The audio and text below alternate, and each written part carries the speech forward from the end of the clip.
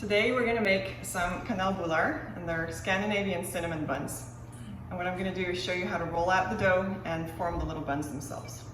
So we have our dough, just came out of the fridge. I'm going to dust the surface with some flour so it doesn't stick too much, and dust my dough with some flour. And we're trying to make a square here.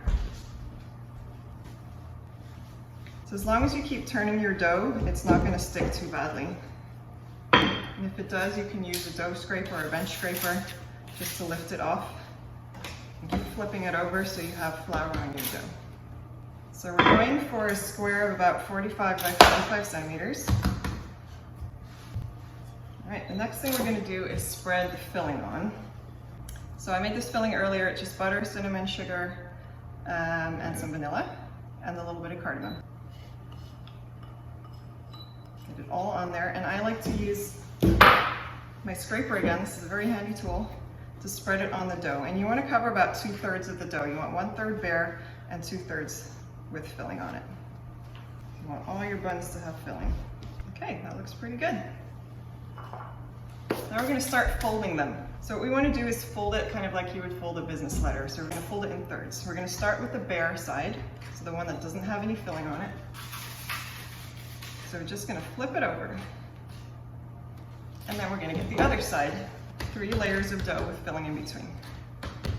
So I like to roll it a little bit just to make sure there's no air bubbles and to get it nice and flat.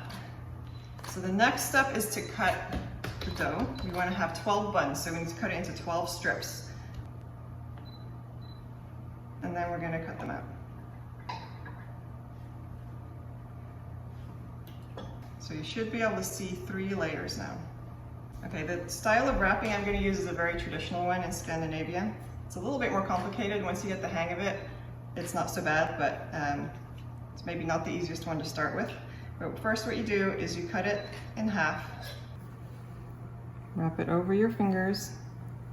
See, there's 3 fingers in the middle. Go around twice. Hold it with your thumb. Take your middle finger out. And then tuck that end bit in the hole where your middle finger was. And there you've got the bun. So I'll do it again.